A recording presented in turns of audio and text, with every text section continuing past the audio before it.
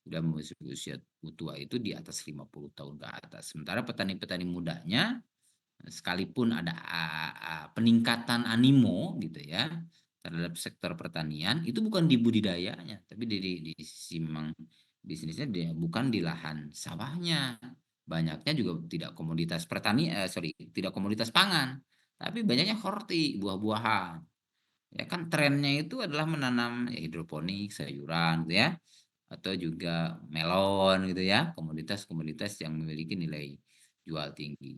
Tetapi ya itu juga suatu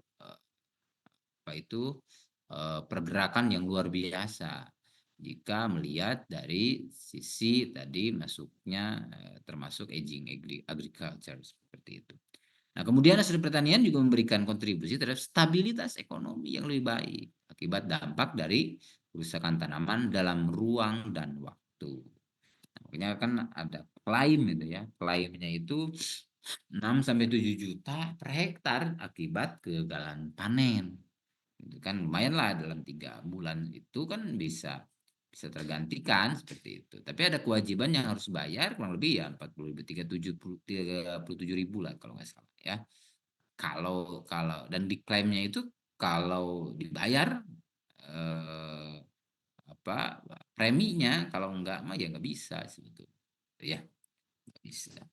Nah, kemudian ada beberapa strategi yang bisa dilakukan selain daripada tadi ya ada apa diversifikasi dan sebagainya gitu ya dalam mengatasi resiko menurut Debertin. Pertama, tidak jelas yang baru saya sampaikan adalah asuransi mengatasi gagal panen. Kemudian kontrak penjualan untuk mengatasi risiko harga. Atau berikutnya adalah fasilitas dan peralatan yang fleksibel. Nah, ya penerapan teknologinya itu baik dari asintannya gitu ya. Nah, itu yang fleksibel. Kemudian diversifikasi untuk mengatasi ketidakpastian output dan harga. Artinya ketika satu komoditas mengalami penurunan harga, harganya jatuh, kita masih bisa mengandalkan dari komoditas yang lain. Misalkan integrasi antara ternak dan tanaman gitu ya, atau ternak dan ikan kan kayak tadi longyan ya. Jadi dari ternak ayamnya dapat gitu ya. Kemudian pakannya juga tidak terlalu banyak mengeluarkan kos untuk membeli pakan karena bisa dari kotoran ayamnya langsung dimakan oleh ikan ya, dan ikannya juga bisa dijual ya. Kemudian berikutnya adalah program pemerintah turun langsung mendukung terhadap harga dan pendapatan bagi petani gitu ya. Ini salah satu penyebab kenapa saat ketika masuk pada posisi aging agriculture tadi di human resource atau sumber daya manusia yang regenerasinya terlambat ini salah satunya di sektor pertanian ini ya tidak ada keberpihakan dari pemerintah yang benar-benar disebut dengan mensejahterakan petani gitu ya. Nah, banyaknya adalah tetap saja ketika masuk musim panen ya petani harganya terjepit di bawah rendah. Jadi agaknya sulit yang disebut dengan mensejahterakan petani kalau seperti itu. Tidak ada keberpihakan yang pasti. Lalu berikutnya, bagaimana kan tadi resiko itu kan masih bisa diukur gitu ya, ada ukurannya. Sementara ketidakpastian itu tidak dapat diukur. Bagaimana mengukur risiko? Salah satunya adalah mengukur penyimpangannya atau deviationnya ya. Pengukuran risiko itu melihatnya. Kalau secara kuantitatif ini ya. Kalau secara kuantitatif. Beda lagi kalau kualitatif gitu ya. Kalau kualitatif itu biasanya membandingkan dengan prosedur kerjanya. Kalau dia tidak sesuai dengan prosedur kerja dan banyak penyimpangan dari keharusan langkah-langkah kerja itu, maka itu dimungkinkan juga akan terjadinya resiko. Nah, ya, tinggal di persentase saja. Kalau mau dikuantitatifkan dari kualitatif seperti itu, atau tinggal disebutkan ya dari sekian banyak langkah di prosedur operasional itu misalkan ada 5, berapa yang dilakukan? Misalkan 4, 1 tidak, berarti kan itu kemungkinan terjadinya risiko, ya. Namun seberapa besarnya itu tinggal dilihat saja keharusan langkah itu dilakukan atau tidak, kan seperti itu. Nah, lihat penyimpangannya terhadap return dari suatu aset, ya, seberapa besar penyimpangannya. Nah, dengan melihat apa? Variannya atau variannya. Pengukuran varian itu merupakan penjumlahan selisih kuadrat dari return dan expected return yang diekspektasikan, ya. Kemudian dikalikan dengan peluang dari setiap kejadian, ya. Dari nilai varian ini nanti bisa kelihatan gitu, ya. Semakin kecil nilai varian, maka semakin kecil penyimpangannya.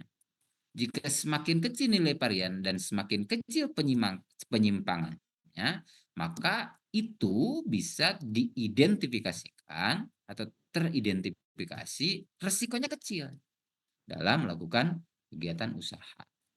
Dan biasanya untuk melihat batasan variannya, yang mungkin itu ada yang memberikan batasan 1, ada juga 0,5 biasanya untuk menghitung besaran risiko yang dilihat berdasarkan varian, tergantung dari komoditas, gitu ya.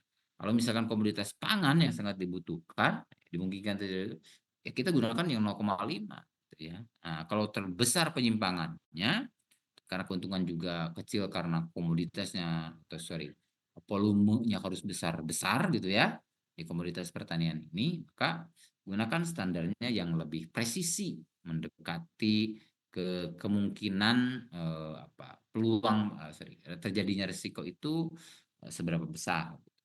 Kalau dia lebih dari 0,5, ya, lebih dari 0,5, maka dimungkinkan risiko tinggi, lanjut atau tidak. Nah, kalau dilanjut maka harus diantisipasi di setiap tahapannya itu dikaitkan dengan tadi yang kualitatifnya itu tidak boleh ada yang terlewat. Karena kalau ada yang terlewat bisa menyebabkan sebagai contoh misalkan di hidroponik penanaman ya greenhouse misalnya ya. Sekarang kan lagi tren ya. Nanam melon, intanon lah misalkan ya. Nah, di prosesnya itu kan mau irigasi tetes atau yang manual ya. Nah, maka ketika salah satu tahapannya tidak dilakukan, gitu ya, misalkan harusnya melakukan pruning nih dari calon buahnya dan maksimum setiap pohonnya itu 1, tidak lebih dari 1. Kalau lebih maka kemungkinan buahnya, ukuran buahnya kecil-kecil. Nah, ini kan dilanggar ini lebih dari 2 bahkan sampai 3 gitu ya. Maka dipastikan ukuran buahnya akan kecil-kecil gitu ya. Nah, artinya apa? Penyimpangannya terlalu besar dari keharusan gitu ya. Atau tadi misalkan komoditasnya yang notabene tidak memerlukan presisinya bisa lah ini ini bukan merupakan komoditas penting atau bukan komoditas penting ya. Artinya ini bisa ada penggantinya yang lain lah. Misalkan, penggantinya yang lain. Misalkan di sayuran misalkan ya. Karena banyak sayuran-sayuran yang ada penggantinya misalkan ya. Akan nanam mentimun misalkan. Nah, ini di 1 lah itu ya batasnya. Kalau lebih dari 1 maka itu diprediksi kerugiannya atau resikonya tinggi ya, dan lain sebagainya. Tapi kalau di bawah 1 itu risiko rendah, ya, peluang risikonya rendah. Kemudian standar deviasi berikutnya. Dari varian itu juga lanjutannya bisa mengukur standar deviasi dengan mengkuadratkan nilai variannya gitu. Kan ini ya variannya ya. Ini variannya. Nah, yang ini varian ini nilai yang diperoleh dari varian ini kemudian dikuadratkan ya. Dikuadratkan masing-masing komoditas ya. Standar deviasinya. Nah, hasil dari perhitungan risiko menggunakan standar deviasi ini juga ketika semakin kecil nilai standar deviasi, nah itu mengindikasikan semakin rendah risiko yang dihadapi. Ya, itu tadi ada batasnya yang dijadikan patokan ukuran. Mau pakai 0,5 atau 1 biasanya, ya. Nah, saya juga ada beberapa penelitian kaitan dengan risiko, ya. Nanti saya coba tunjukkan, ya. Saya coba tunjukkan. Kemudian koefisien variasi menghitungnya. Lihat koefisien variasinya. Ini juga diukur lanjutan dari standar deviasi, ya. Expected return-nya, ya, diukur dari rasionya, rasio standar deviasi dengan return yang diharapkan. Nah, hasilnya bagaimana? Nah, jika semakin kecil nilai kofarnya, koefisien variasinya, maka terindikasi akan semakin rendah risiko yang dihadapi. Jadi tetap ukurannya ada batasnya. Semakin jauh dari batas ke bawah, maka semakin kecil risiko. Nah, tapi semakin besar jauhnya ke atas, itu akan risikonya dimungkinkan besar, ya, risikonya besar. Ketika dikualitatifkan dibandingkan dengan keharusan langkah-langkah kerja, berapa banyak langkah kerja yang terlewati atau tidak dilaksanakan, itu akan teridentifikasi. Oh, berarti munculnya dari risiko terhadap prosedur yang A, B, C, D misalkan, ya. Misalkan risikonya dari misalkan persiapan. Nah, ternyata bibitnya bukan PUB, varietas unggul baru, bukan. Jadi varietas yang biasa F keberapa mungkin begitu, ya. Sehingga hasilnya ya bisa kecil atau rendah. Beda dengan menggunakan varietas unggul baru gitu, ya, misalkan. Atau di tahap perawatan misalkan. Melon itu tidak dilakukan pruning gitu, ya. Sehingga asupan gizi suplemen makanan itu kan terlalu bercabang nanti keluarnya, gitu, ya. Sehingga tidak fokus terhadap buah yang seharusnya cuma satu per tangkai per pohon itu, ya. Ini menjadi lebih banyak, akhirnya suplai makanannya terbagi, akhirnya buahnya menjadi kecil, misalkan seperti itu, ya. Untuk di horti, untuk di padi pun sama. Kenapa misalkan ada Jarwo 41, 51 gitu, ya. Dan kenapa satu lubang tanam itu bagusnya ya tidak lebih dari 3 atau 5. Karena apa? Nanti kan ketika tumbuh menjadi besar itu kan nanti anakan, ya. Kalau terlalu banyak ditanam satu lubang itu, satu comot gitu, ya, kalau bahasa ini satu comot gitu, ya. Nah, nanti susah beranaknya gitu, ya. Tapi kalau hanya 3 sampai 5 itu kan anakannya lebih leluasa, banyak anakan. Seperti itu. Itu contohnya. Nah, kemudian kita juga menyisipkan di era informasi teknologi sekarang ini adalah e-commerce pada pasaran produk pertanian. Nah, resikonya kan lumayan besar tuh kaitan dengan data, informasi, lalu lintasnya juga. Kalau bagi mungkin yang masuk ke di zamannya kolonial, kalau zamannya milenial sih udah oke gitu, ya. Udah biasa klik-klik masuk keranjang kuning gitu, ya, tinggal COD gitu kan dan lain sebagainya. Tapi kalau yang zamannya yang kolonial kan tidak terbiasa dengan itu. Apalagi bagi mereka-mereka yang betul-betul sangat menjaga apa itu proses ijab yang diharuskan sesuai dengan agama gitu, ya. Ijab dan qabulnya gitu, ya. Tapi bagi yang ini sudah orang kan sudah juga paham gitu, ya, dengan klik keranjang istilahnya gitu, ya. Jadi kan ada ijab, ada qabul lah, ya, gitu, ya. Seperti itu. Nah, ini kan resikonya luar biasa, ya, resikonya luar biasa. Bahkan pasar-pasar tradisional sekarang kan banyak yang gulung tikar, ya, kios-kiosnya. Jangankan pasar tradisional, pasar modern pun banyak. Kemarin beberapa waktu lalu kan lihat di supermarket gitu, ya. Banyak kios-kios yang ditinggalkan oleh penghuninya akibat kosnya tidak sebanding dengan income yang diperoleh. Karena banyak orang sekarang dari rumah kan begitu. Nah, ini penting pengguna e-commerce pada pemasaran produk agribisnis. Bagi mereka-mereka yang melihat peluang ini pun peluang yang sangat besar gitu. Hanya main amannya bukan di produk-produk yang mudah rusak, karena tadi karakteristiknya gitu kan, perishable, bulky gitu kan, udah rusak, udah busuk gitu ya. Kemudian voluminous gitu ya, dimungkinkan juga biasanya ke produk-produk yang sudah melalui proses tahap agroindustri itu banyaknya. Seblak pun bukan misalkan dijual seblak yang sudah dimasak, tapi seblak kering misalkan. Atau misalkan ikan gitu ya, ada yang junk food ya, fresh food. Ada juga yang sudah dibuat dalam bentuk abon gitu kan, dan lain sebagainya. Nah, itu bagaimana kita mengatasi hal itu. Nah, e-commerce ini sebuah sistem yang dibangun tujuannya untuk meningkatkan efisiensi dan efektivitas dalam proses bisnis yang dilakukan. Ya, pengaruhnya luar biasa.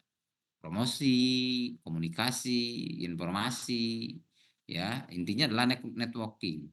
Networking untuk melihat seberapa besar sih permintaan terhadap produk yang kita tawarkan, gitu ya, terhadap produk yang kita tawarkan.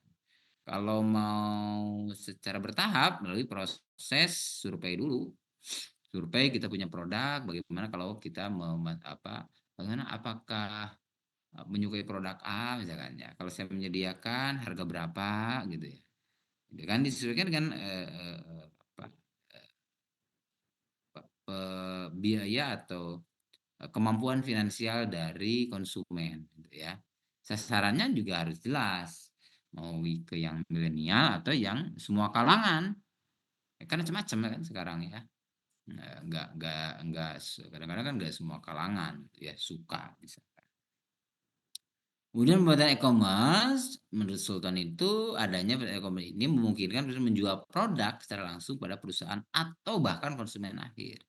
Artinya potensi untuk memotong jalur distribusi itu dalam melakukan perluasan pasar atau juga penjualan itu sangat besar, ya, sangat besar. Karena apa? Biasanya untuk sampai ke konsumen ketika ada jalur distribusi itu, kenapa harganya bisa jadi lebih mahal? Ya karena jalurnya terlalu panjang, gitu ya. Jalurnya terlalu panjang, tadi pacivit-civit lutung lah satu sama lain.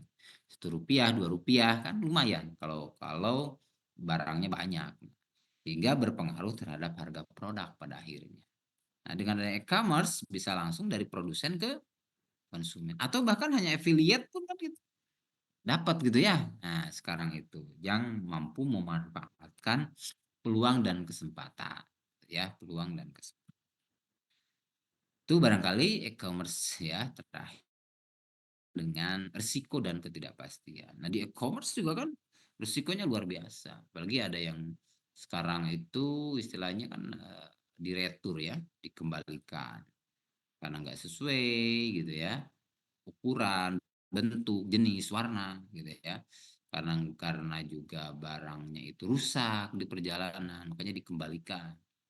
Nah, itu kan mesti hati-hati juga ketika kamu terjun di e-commerce dan memilih provider penyalurnya gitu ya. Atau pemilihan kurir yang akan menyampaikannya. Itu dari mana, dari siapa kan penting ya guna memastikan bahwa produk yang kita jual itu sampai ke tangan pembeli atau konsumen itu sesuai dengan bentuk aslinya gitu ya, atau utuh gitu ya, tidak sobek, tidak rusak gitu ya, atau cacat dan lain sebagainya. Itu sangat penting. Risikonya luar biasa besar. Kalau misalkan banyak yang itu dikembalikan gitu kan, wah terus diperbaiki lagi, ada ongkos lagi gitu ya. Masih mending kalau mulai dari nol gitu ya. Ini kan harus memperbaiki yang ada supaya kembali bagus kan luar biasa. Oke, barangkali itu mahasiswa sekalian yang saya banggakan. Materi di hari ini yang bisa saya sampaikan kaitan dengan resiko dan ketidakpastian gitu ya. Resiko dan ketidakpastian. Oke, ada yang didiskusikan atau ada yang ditanyakan?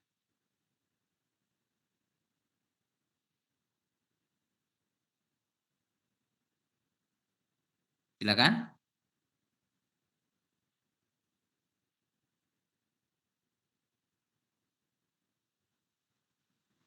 Halo, masih adakah?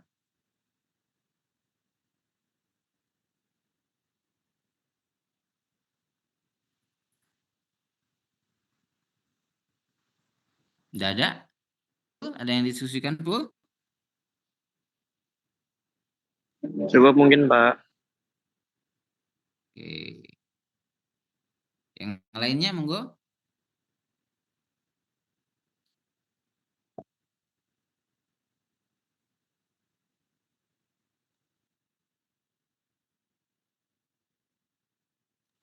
Cukup mungkin, Cepi Pak. mungkin? Oh, Aldi. Sok, monggo Aldi. Enggak, Pak. Cukup mungkin. Oke. Akmal mungkin? Akmal? Ada Akmal? Cukup, Pak. Oh. Atau Risma Yanti? Risma?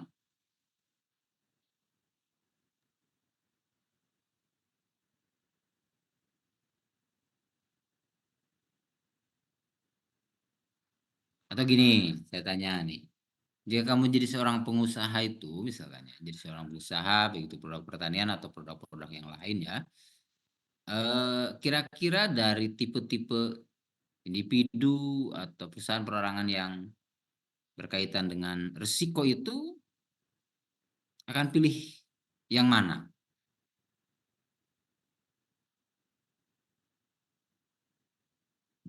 Adelia?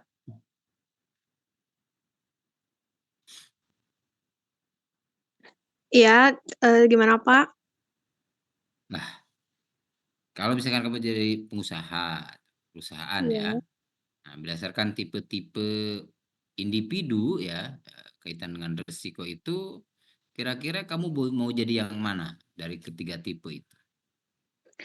Mungkin kalau menurut saya, kalau awal-awal mah, bermain aman dulu ya Pak. Nah mungkin kalau sudah, berjalan lumayan lama, terus terlihat hasilnya, mungkin akan mencoba mengambil resiko seperti, eee, akan bermainlah pada variasi dari usaha yang saya jalankan. Oke. Pak Iz, kalau Pak Iz gimana?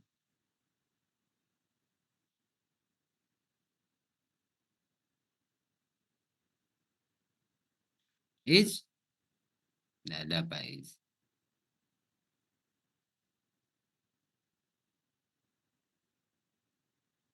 Kalau Isan gimana San?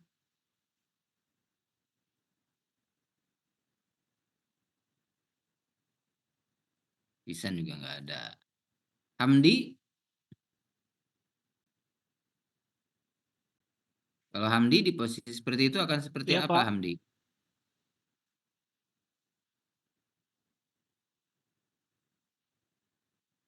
Pak, mohon Ya maaf, gimana? Pak. Suaranya nggak kedengeran di speakernya, Pak. Lah, mau sih? Yang lainnya kedengaran? Sebentar, Pak. Oke. Jadi gimana kalau diposisikan misalkan dia seorang pengusaha dasarkan pada tipe-tipe tadi mengambil risiko ya, tipe-tipe risiko ya menghadapi risiko. Nah, dari tiga itu Hamdi mau yang mana atau di posisi mana?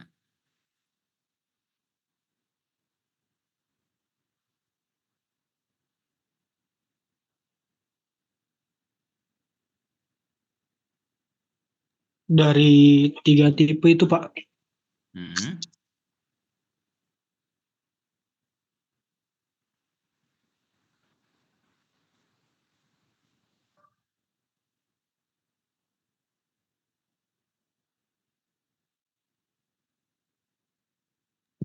Mungkin tadi hampir sama ya, sama kata Ariel, Pak.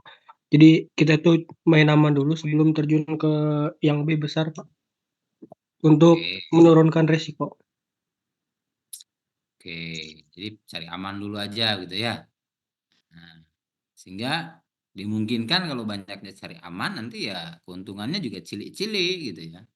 Kecil-kecil gitu ya.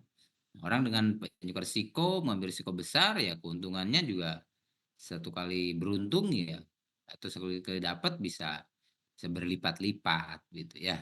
Nah, kalau manfaat dari adanya asuransi di sektor pertanian itu apa, Sandika?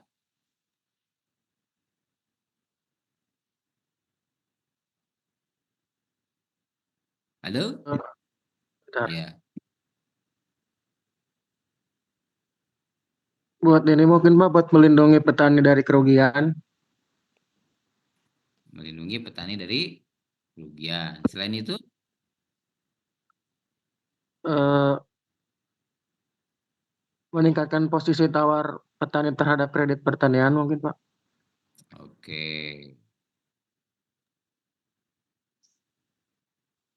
Kalau menurut Rizka, asuransi itu apa sebetulnya sih?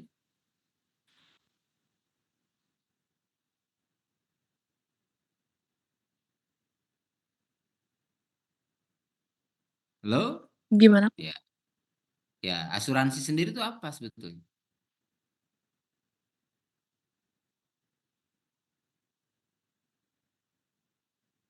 Asuransi.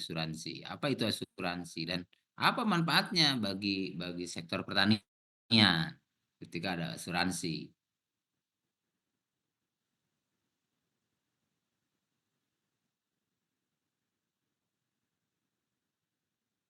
Mana Rizka nih? Gimana Rizka?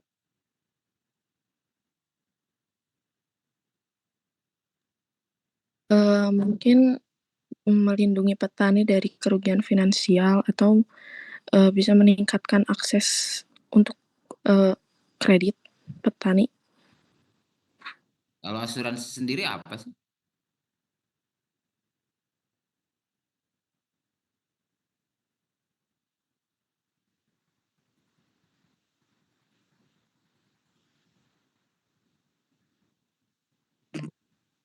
Mungkin asuransi perjanjian antara tertanggung dan penanggung. Perjanjian ya? Iya. Oke, perjanjian. Oke, menurut Intania apa itu? Asuransi apa Intania? Halo, Intania?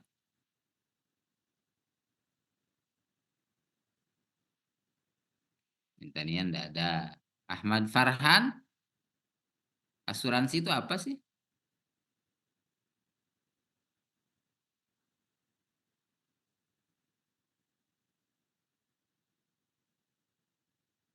Farhan? Ahmad Farhan?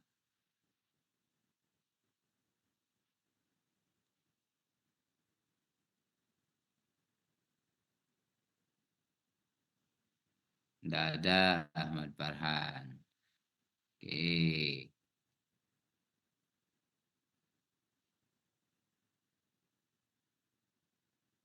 Mungkin Raihan bisa menyebutkan apa itu asuransi?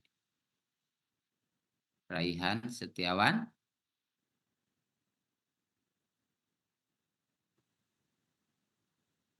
Iya, Pak. Eh, Menurut saya asuransi sama kayak yang Rizka tadi, sebuah Nah, perjanjian yang dilakukan oleh dua pihak, yaitu penanggung dan tertanggung. perjanjian penanggungan itu ya. Oke. Oke. Kalau menurut Zulfa apa Zulfa? Asuransi. Kalau menurut saya mah perlindungan finansial Pak. Perlindungan finansial. Ini malah jadi kemana-mana. Apa tadi sudah sampaikan ya? Atau Gung? Apa Gung? Agung Nugraha. Apa asuransi Gung?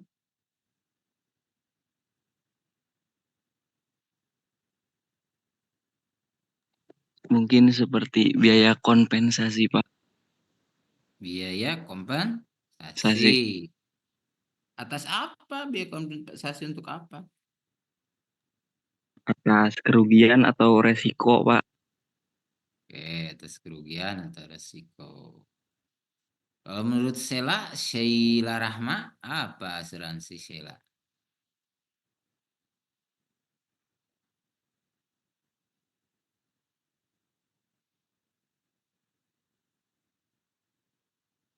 Sheila?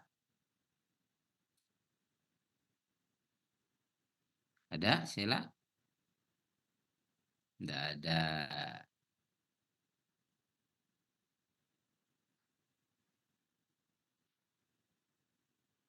Muhammad Reza, apa Reza?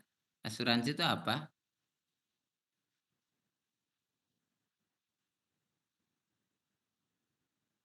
Halo? Reza?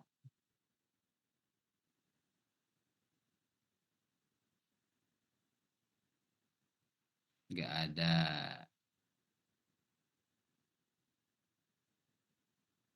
Puji, apa Puji? Puji Pajriatin Nisa. Mungkin seperti jaminan terhadap segala risiko yang mungkin terjadi, Pak. Jaminan terhadap resiko. Janganlah kemana-mana. Itu Baik, menjawab boleh tidak, Pak? Oke, apa deh? Mungkin tadi yang Bapak sampaikan itu asuransi itu bisa dibentuk, contohnya itu bentuk upaya mengalihkan resiko usaha yang dihadapi ke pihak lain gitu, Pak? Oh ya, itu pengalihan ya.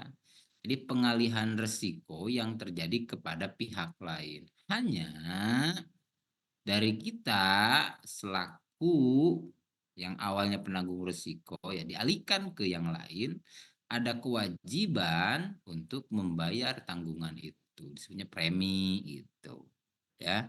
Jadi kalau petani ada asuransi ya mestinya kalau mau ada klaim asuransi ya harus bayar preminya gitu ya. Atau di asuransi yang lain misalkan ya. Misalkan asuransi kecelakaan, kan orang dapat tuh ada yang 15 juta, 20 juta, 25 juta, 5 juta tergantung daripada besarnya parahnya dari kecelakaan itu. Kita kan bayar preminya dari mana? Ketika kita bayar pajak gitu. Ya sekalian. Karena kalau disuruh bayar tiap bulan tuh nggak ya, sulit juga. Atau bagi orang tuanya yang peduli terhadap pendidikan anaknya, ada yang menggunakan asuransi pendidikan anak juga kan seperti itu. Jangkanya berapa tahun? 3 tahun, 6 tahun misalkan. Nanti pas mau kuliah diambil untuk bayar asuransi gitu ya. Tapi hati-hati ketika memilih asuransi gitu ya. Nah, di sektor pertanian itu belum ada lembaga keuangan yang berani secara 100% kaitan dengan asuransi pertanian. Mesti juga ada tanggungan apa?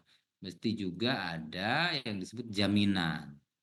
Ya, jaminannya ya bisa kebunnya, bisa rumahnya kan begitu ya. Nah, itu ya berhati-hati karena risk and uncertainty-nya sangat besar ya di sektor pertanian. Pokoknya sangat-sangat jarang bahkan mungkin tidak ada kalau tidak diprogramkan pemerintah itu penanggungan risiko pihak lain di sektor pertanian.